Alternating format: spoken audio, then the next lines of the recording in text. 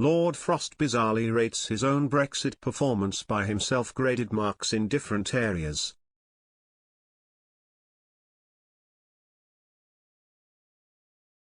Lord Frost sat down to discuss Brexit with radio host Nick Ferrari despite resigning from his position just months ago.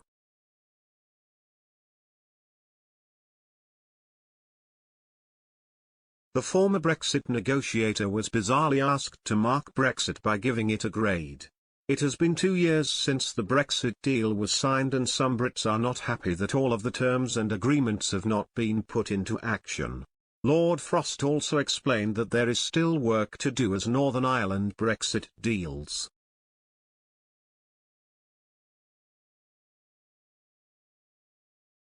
Mr. Ferrari said, "We are 2 and a bit years into the Brexit that you signed.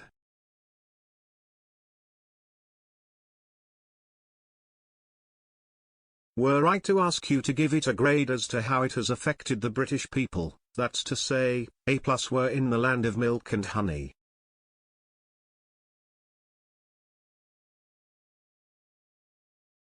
And C- were handing in rags. Lord Frost, what's the grade and why? Morning.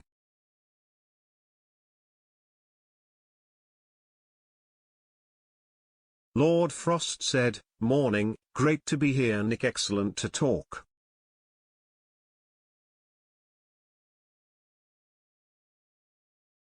So I think I would give it 2 marks if I'm allowed to do that. I think the Brexit we delivered I would say is A-.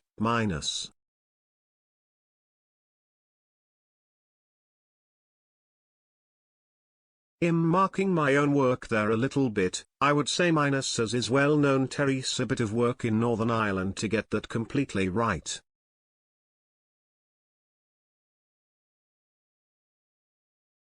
I think then what are we doing to take advantage of Brexit? I think a lot has been done, Terry's a lot more that we could be doing.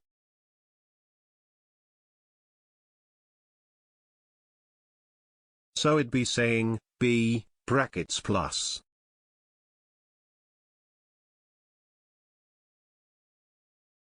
With Liz Truss now as lead Brexit negotiator, many are hopeful that she will get key trade deals signed so that Brexit proceedings can move along smoothly.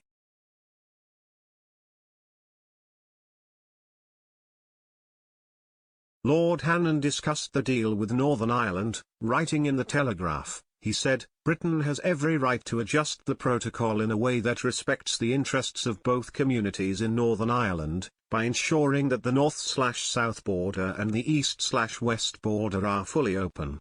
Indeed, not just the right, the duty."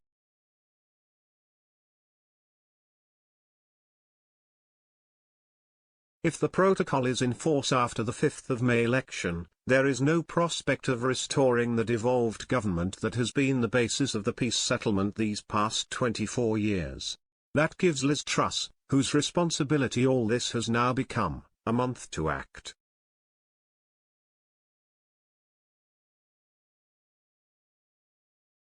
Due to the war in Ukraine and sanctions on Russia, the cost of living has continued to rise in the UK, with many blaming it on Brexit loose ends not being tied up.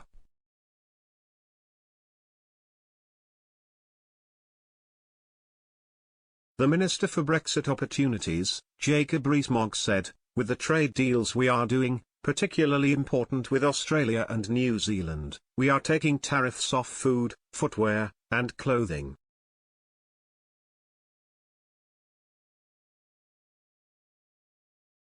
The more trade deal we do, the more tariffs will be removed and, more importantly, because they have a big cost in terms of the flexibility of market, the more non-tariff barriers will be removed."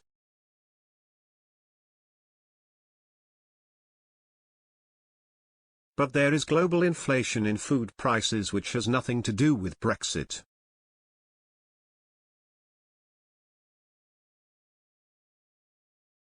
The fact that the wheat price has gone up because, partly, the invasion of Ukraine by Putin's forces is not something I was speculating on in the run-up to Brexit.